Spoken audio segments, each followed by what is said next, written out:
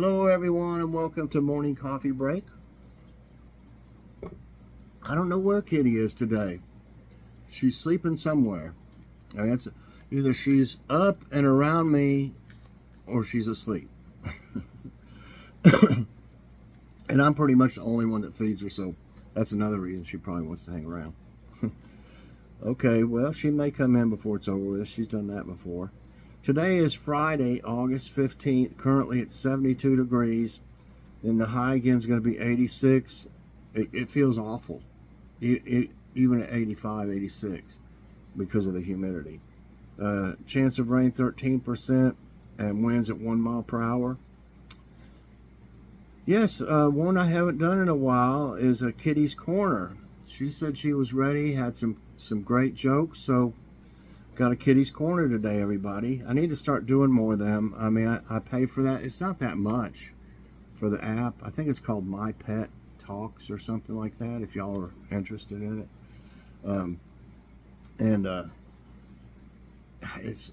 It's not much at all. It's like less than $5 a month. But some months I haven't even done one if I've been busy doing other things. So I need to at least do 1 or 2 a month. She's hilarious on it.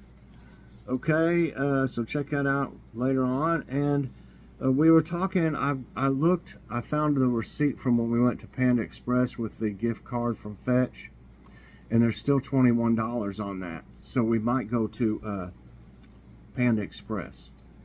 Last time Joy got vegetable lo mein, and she thought it would be like, you know, a lot of vegetables in it. And there really wasn't hardly any vegetables. I felt bad for her. And not that it wasn't good. It was good, but there wasn't that much there, and there wasn't many vegetables in it. You know. So I think what I ordered for Logan and myself, he always likes anything I like. I think it was the sesame chicken or the honey chicken. I can't remember which it was called. Seemed like it might have been sesame chicken. And then what you do is, I found out talking to other people, you get half noodles and half rice. And then the egg rolls are not that much. I think we got like, I don't know how many egg rolls. But this time I told Joy she needs to get something like that, or something that look at the menu and pick her something that's got chicken or something in it. Because it really, last time it was in a little cup. Just a little cup, and it wasn't that much for her. So I felt bad when we got home and figured it out. Okay, so yeah, I mean, we need to do that sometime, obviously. Those gift cards don't expire. I've got one for Captain D's that I've had for like 3 years because ours closed. I had 2 of them, and we used 1 of them, and they acted like it was bothering them to do the gift card for some reason, the e-gift card. And I just said, okay, just use this $10 one, and I had a $5 one, and I just didn't want to go through it with them again. And I should have done it because they closed about a month or 2 after that. Maybe that's why they just acted aggravated at people all the time. They really did. I remember, Joy would remember too, that I was a little mad about it. I can't remember if I said much of anything, but I was like, well, we just won't go back, you know. But it's funny, they closed. All right, and we do have a Long John's, I think, still. That Joy used to actually work at it. It's how long it's been there. She, you know, right out of high school, she worked there for a while. And she worked at a pizza place called Village Inn, and they had the best pizza. And we would close up, and you know, the manager would be there and everything. We'd have pizza dough fights. The deal was, though, you had to stay and help clean it up. You know, you couldn't just throw dough at each other all over the place and not clean it up. You know, we'd throw it away, of course.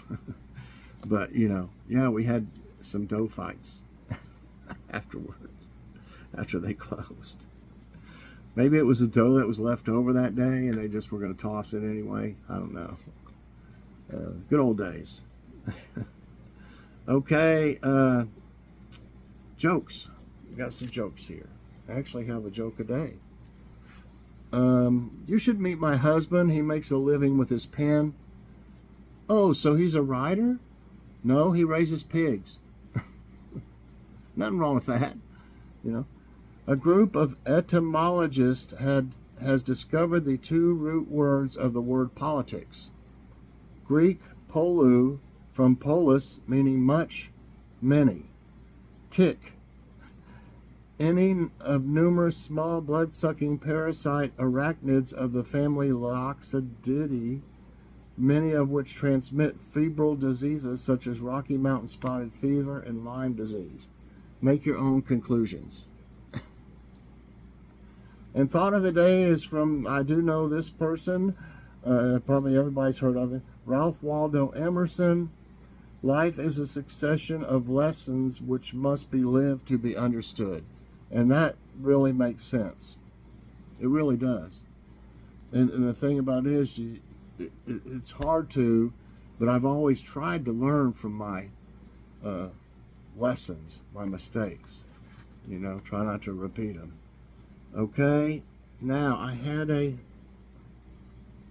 saw one that would be good.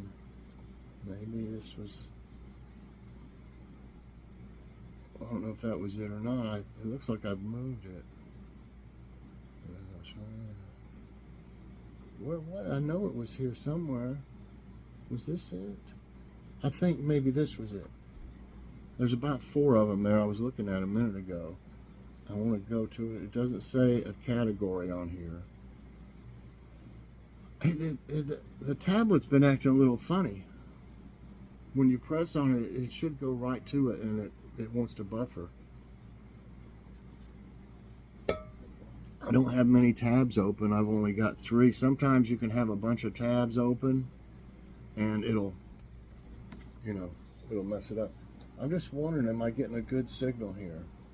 Let me pause this until I get this pulled out. Hold on. Okay, I didn't know how long that would take, so I didn't want to just sit there and bore y'all to death. Alan Shepard played what sport on the moon? Badminton, golf, ping pong, tennis. Well, I think, maybe young people might not know this. You could probably see it pop up somewhere every now and then on YouTube or something, or Facebook, but it was definitely golf. Hey, look, I just used my driver and I knocked this one 2 million miles. Yes, and it is golf. Let me see what it says here. Alan Shepard, an astronaut from the Apollo 14 mission who was sent to the moon with 2 more crew members in 1971, has tried and succeeded in batting a golf ball on the moon. We don't know how far his ball reached. Shepard claims he saw the ball flying many miles away, but no one could really tell how far. Could have probably hit like a UFO, and they'd be like, what the heck, they didn't say 4. Yeah. You're supposed to say 4. Okay. Isn't that what they say? Okay. What's the name of the ocean that surrounded Pangaea? Panthalassa? Tethys? Eocene? Oligocene? Now, I've got to say, I've never heard of any of those, and I'm kind of surprised to see one that's that hard, which I don't mind. I'll learn something from this if I don't get it right, and I'd be guessing anyway, so I'll still learn something. Pangaea. So only thing I would go for is the one with a P. Pangaea, Panthalassa. The Panthalassa Ocean is the surrounding Pangaea. Right? Come on, answer. Press answer again.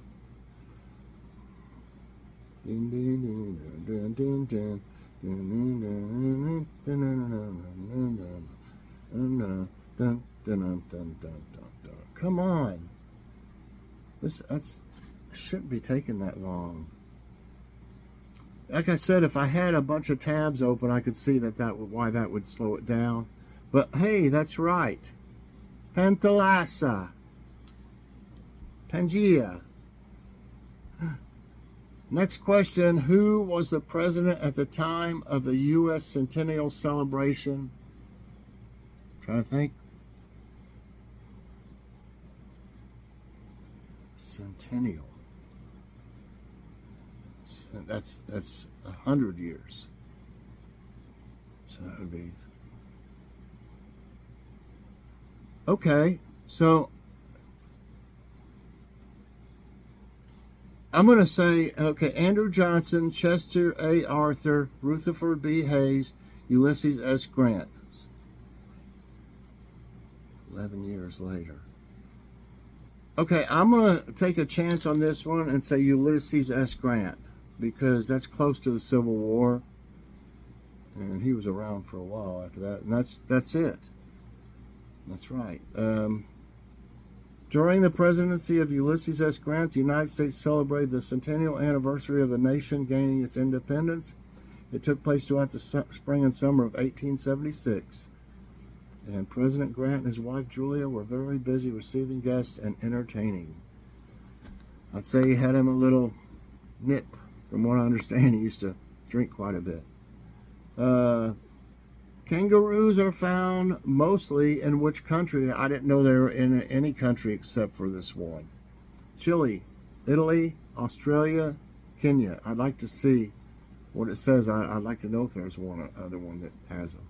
So it's definitely going to be Australia. Right? Right? You have to buffer when it's... I don't understand what's going on with the shoes. Having trouble in there.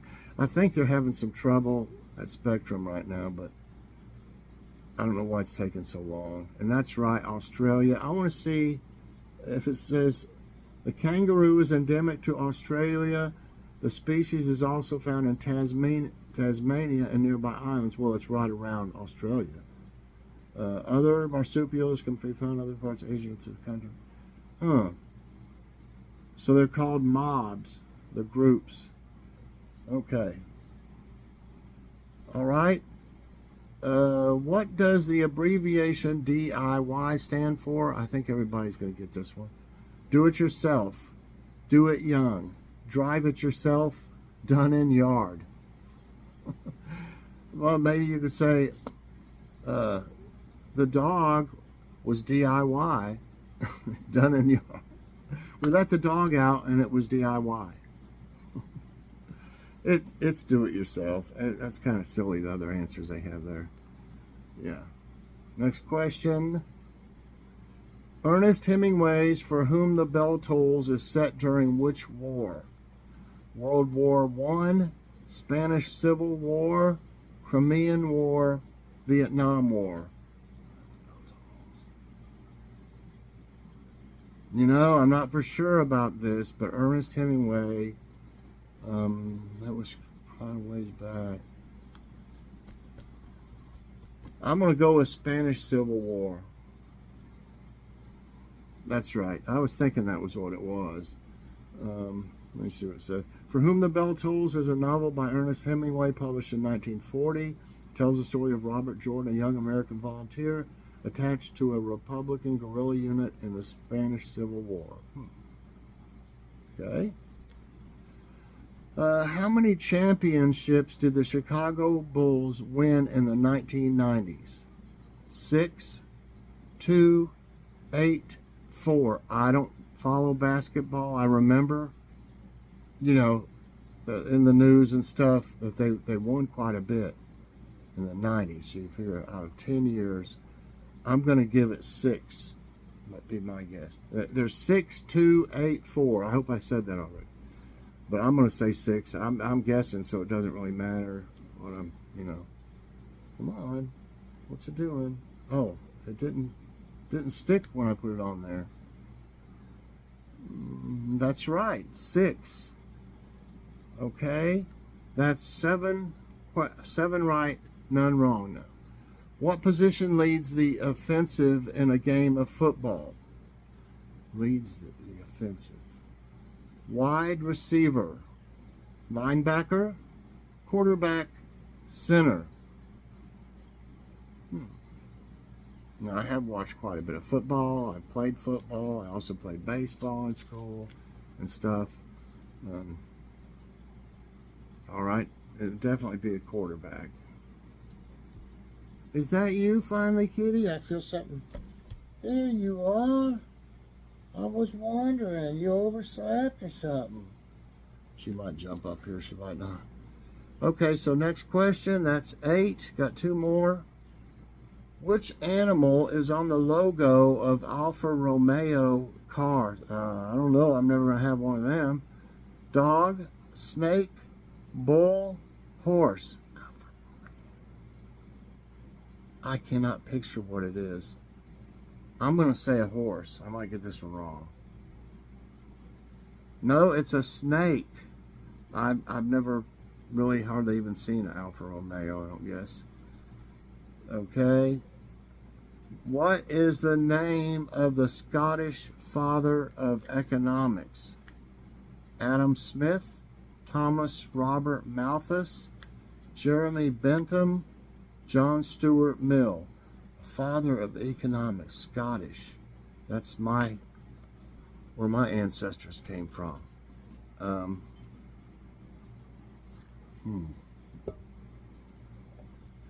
Well, I'm just going to go maybe by the name, and I'm going to say Bentham. B-E-N-T-H-A-M sounds Scottish.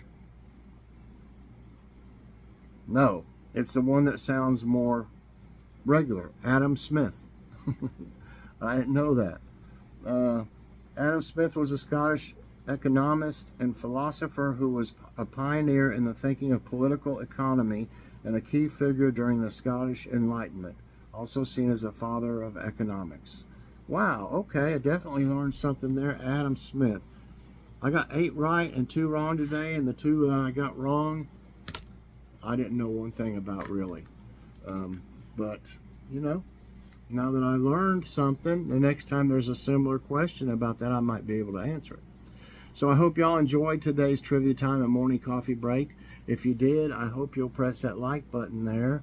Also subscribe if you haven't already, and share this out, and hit that so you get all my videos as soon as they come out.